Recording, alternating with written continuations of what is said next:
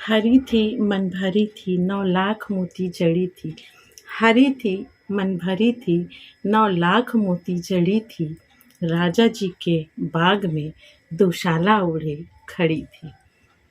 आप सोच रहे होंगे कि आज मैं वीडियो की शुरुआत कैसे कर रही हूँ। तो ये बहुत ही स्वीट इंसिडेंस है। वो एक 5-6 साल की लड़की रही होगी, बहुत ही प्यारी सी, और मैं बस स्टॉप पे थी तो वो वहीं पे थी, वाइट कलर की फ्रॉक में, बिल्कुल बेबी डॉल लग रही थी। उससे ऐसे हम बातें हमारी शुरू हुई और उसने एकदम से मुझसे ये डांस करते हुए पूछा, और करने के बाद बोलती है, आंटी आप बताओ ना इसका आंसर क्या होगा। तो मैंने थोड़ा सा एक्टिंग करते हुए सोच रही हूँ मैं, ऐसा दिखाया उसको, और फिर बोली कि अरे बाप रे, इतना डिफ़िकल्ट क्वेश्चन, ये तो मुझे पता ही नहीं है।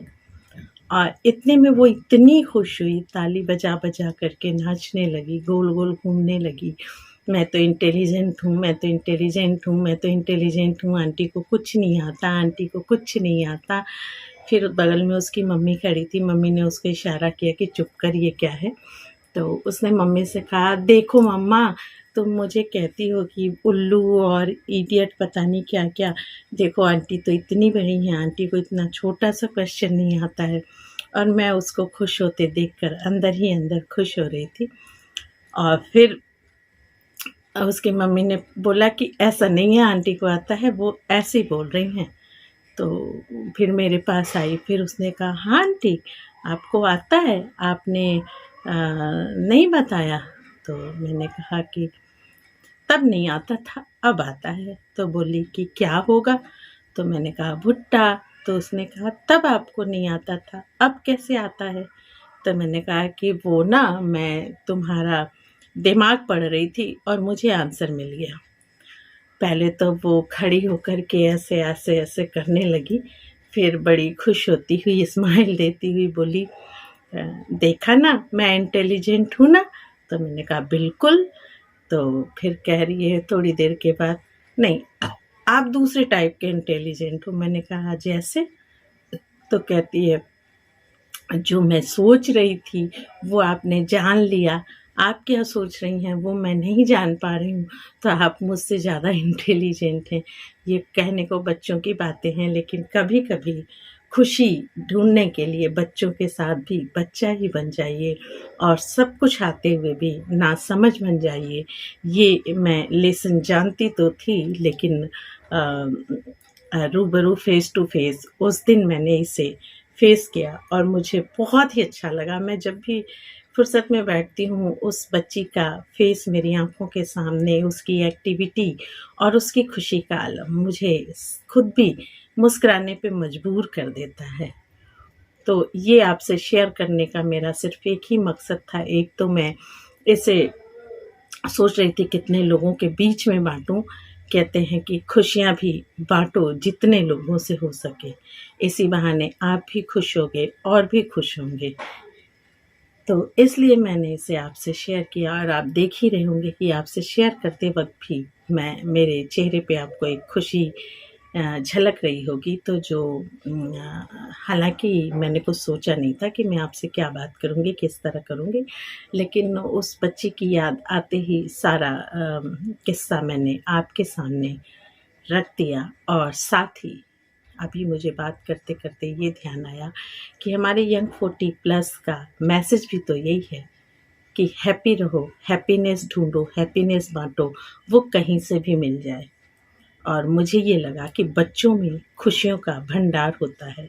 अगर आप उनके साथ 24 घंटे में से कुछ मिनट ही गुज़ार लें, और बच्चा बन कर के, बड़ा बन के नहीं, बच्चा बन के, तो मुझे लगता है कि आपके एक दिन का विटामिन एस यानी स्माइल, विटामिन एच यानी हैप्पीनेस, और विटामिन ई यानी एनर्जी, तीनों मिल जाएगा।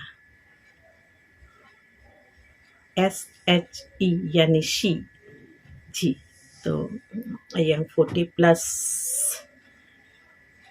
में आज मुझे बहुत ही अच्छा लगा ये वीडियो बनाते हुए और उस बच्ची को याद करते हुए। मैं सच कहूँ, एक सॉन्ग भी मुझे याद आ गया कि हंसते हंसते कट जाए रस्ते, जिंदगी यूं ही चलती रहे, खुशी मिले या गम बदलेंगे ना हम, दुनिया चाहे बदलती रहे, हंसते हंसते कट जाए रास्ते। वाकई ज़िंदगी का सफ़र अगर हर चीज़ में से खुशियाँ ढूंढने में आप बिताइए तो ना गम का बोझ लगेगा और ना ही एकाकीपन, उदासी का कोई माहौल रहेगा।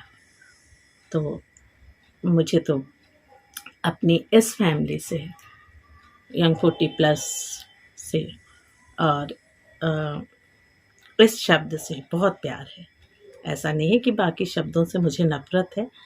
शब्द तो वो भंडार हैं, वो खजाना है, जिन्हें आप जितना प्रयोग करना चाहें ये उतना ही बढ़ते जाते हैं। व्याकरण कहीं सीखने की ज़रूरत नहीं है, क्योंकि हमारी मिट्टी में व्याकरण भरपूर मात्रा में है। बस हम अपनी मातृभाषा, हम अपने हिंदी को कितना अपनाते हैं दिल से और कितना प्रयोग करते हैं, बात इस पे।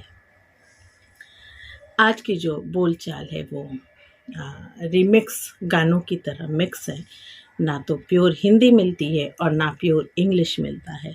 फिर भी जो भी है, अपने मुंह से निकली हुई वाणी बहुत अच्छी लगती है।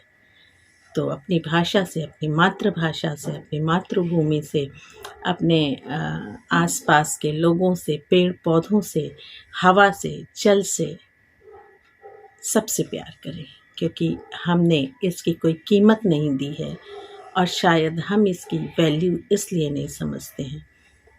एक इंग्लिश का कोचिंग लेने के लिए आप कुछ भी कर सकते हैं, लेकिन हिंदी जो हमें फ्री में मिली हुई है, सिर्फ हिंदुस्तान की मिट्टी में जन्म लेने के कारण हम उसे प्रॉपरली यूज़ नहीं करते हैं, रिस्पेक्ट नहीं देते हैं। ये लगता है कि अगर हम हिंदी में बात करेंगे किसी से तो हमारी बेइज्जती होगी, हमें लोग पिछड़ा हुआ, आउटडेटेड समझेंगे। ऐसा नहीं है। देखिए, बोली में मीठापन हो और अपनापन हो तो वो कोई भी हो अच्छी ही लगती है। तो आज के लिए इतना ही। Take care yourself. और चलते चलते फिर कहूँगी, हंसते हंसते कट जाए रास्ते, ज़िंदगी यूं ही चलती रहे।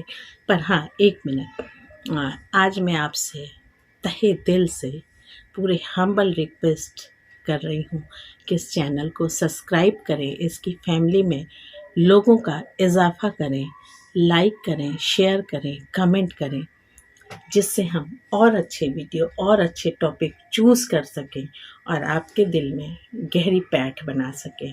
तो once again please subscribe this channel and share, comment.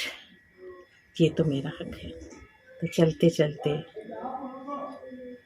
मेरे ये गीत याद रखना, कभी अलविदा ना कहना, कभी अलविदा ना कहना, हंसते गाते बस यूं ही गुनगुनाते रहना, कभी अलविदा ना कहना, कभी अलविदा ना कहना, चलते चलते मेरे ये गीत याद रखना, कभी अलविदा ना कहना, कभी अलविदा ना कह